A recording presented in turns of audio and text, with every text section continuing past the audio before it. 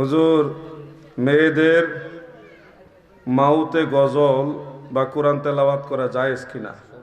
আরে মেয়ে বলতে ছোট বাচ্চারা যদি গায়, একেবারে ছোট বাচ্চা, এটা আইব ধরবেন না, তাদেরকে উৎসাহ দেন ধর্মের দিকে। আর যদি বালেগা এরকম যদি মেয়েরা গজল গায়, এটা কখনোই উৎসাহ দেওয়া যাবে না, তাদেরকে বিরত রাখবেন। এটা সহজ বিষয়, আপনারা বুঝেন, এগুলি সবাই বুঝেন, এটা প্রশ্ন করা লাগে না।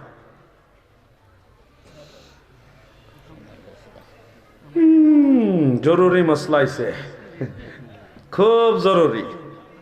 সালাম দিছে, আসসালামু আলাইকুম। বউ তালাক দেওয়ার পর ইল্লা জায়েজ হবে কি? দয়া করে বিস্তারিত বলুন। বেটা বিস্তারিত কোন যাইতো না,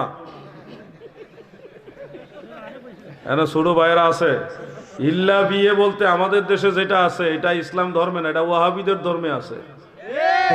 এরা তো ক্যারেক্টারলেস। মাদ্রাসায় ছাত্র দিলে ছাত্ররাও তাদের কাছে, ছোট ছোট বাচ্চারাও তাদের কাছে নিরাপদ না। বলৎকারের 881টা ঘটনা আছে একটা বইয়ের মধ্যে। মাওলানা রবিউল ইসলাম জিহাদি সাহেব কেমনে জানে সমস্ত নিউজ মিডিয়া পেপার পত্রিকা একসাথে সংগ্রহ করে 881টা বলৎকারের কাহিনী আনছে, সব ওয়াহাবিরা সাথে জড়িত। তো এই গ্রুপে এই ইল্লা বিয়া নামে নতুন একটা সিস্টেম চালাইছে, এটা ইসলাম ধর্মের সাথে কোনো সম্পর্ক নাই। চিন্তা করছে তাদের কাছে মসজিদ নিরাপদ না, মসজিদে আগুন লাগাই দেয়, মসজিদের ভিতরে কোরআন শরীফ আগুন দিয়ে ফিরে ফেলায়, মাজার ভাঙ্গালায়, মাজারে গরু ছাগল চুরি করে, এক মুরগিটা পর্যন্ত চুরি করে, এবং মাজার মসজিদ ভাঙতে ভাঙতে চুরি ডাকাতি করতে করতে এখন মসজিদের ভিতরে আকাম কুকাম শুরু করছে। কেমনে কি চলতেছে দেশটার মধ্যে, মানে মারাত্মক অবস্থা। ইল্লা বিয়া সম্পর্কে এগুলি এখন আলোচনা করা যাবে না, পরে ব্রেনে ঢুকবো এগুলি।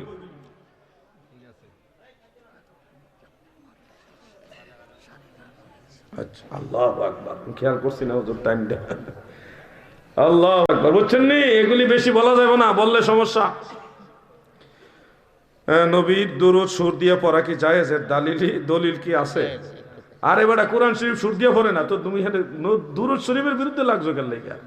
হ্যাঁ, কারি সাহেব যখন সুর দিয়ে টান মারে তখন তো সিল্লান মারে, আল্লাহু আকবার করে সিল্লান মারেন না? তো সুর দিয়ে দেয় না, সুর দিয়ে আজান দিতেছে না, তো নবীর দুরূদের বেলায় তোর এত জ্বালা কেন ভাই? কি আজীব ব্যাপার। গাউসে পাকের দরবারে দেখছি যে সুন্দর করে সুর দিয়ে দিয়ে দুরূদ শরীফ পড়ে, চমৎকার। পিতামাতা থাকা অবস্থায় অথবা স্বামী থাকা অবস্থায় কি বায়াত হওয়া যাবে?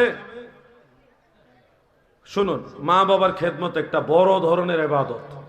কেউ যদি পীর মাশায়েখ হয়ে যায়, তাকেও মা বাবা থাকলে সেবা করতে হবে। মা বাবার খেদমত এটা এমন গুরুত্বপূর্ণ জিনিস, পীর সাহেব হলেও মা বাবার সেবা করতে হবে, এটা জরুরি। কিন্তু মনে রাখবেন, সন্তান হিসেবে আপনি যেমন আল্লাহ তাআলা রেজামন্দি হাসিল করতে চান, আখেরাতে নাজাত পাইতে চান, কবরে আযাব থেকে বাঁচতে চান, জাহান্নামের আগুন থেকে বাঁচতে চান, আপনার মা বাবারও তো আখেরাতে নাজাত পাওয়ার দরকার আছে, আল্লাহ পাওয়ার রাস্তা জানার দরকার আছে, আযাব থেকে বাঁচার দরকার আছে, আছে না? এই জন্যে ভাই, আপনার যেমন একজন মুর্শিদে কামিল লাগবে, আপনার মা বাবারও লাগবে। ওনারা কি জান্নাতে যাইতে চায় না নাকি? তো জান্নাতের রাস্তা চিনার জন্যই তো আপনি আল্লাহর ওলির কাছে বায়াত হইতেছেন। তো আপনি মা বাপ রেখে জান্নাতের পথে নিবেন না? এই জন্য মা বাপ সহ আল্লাহর ওলির দরবারে নবীর তরিকা মোতাবেক বায়াত হয়ে যাবেন। তবে মা বাবার খেদমত এটা ভিন্ন বিষয়, এটা কিন্তু পীর সাহেব হইলেও করা লাগবে, ওইটা একটা সাবজেক্ট। আর মা বাবা থাকার সত্ত্বেও পীরের কাছে মুরিদ হওয়া বা মা বাপ সহ একজন কামেল পীরের কাছে বায়াত হওয়া, এটা আরেকটা সাবজেক্ট। দুইটাই দরকার আছে, কোনোটাই ফেলাই দেওয়া যাবে না, একটা কইরা আরেকটা বাদ দিয়ে দেওয়া যাবে না, ব্যালেন্স করে আমাদের চলতে হবে। বুঝতে পারছেন? আল্লাহ তাআলা আমাদের বুঝার তৌফিক দেন, আমিন। আর আমিরে মুআবিয়া রাদিয়াল্লাহু আনহু সাহাবী কিনা? নিঃসন্দেহে উনি একজন সাহাবী, এতে কোনো সন্দেহ নাই। এটা যদি সন্দেহ করে তখন বুঝতে হবে লোকটা শিয়াবাদে আসক্ত।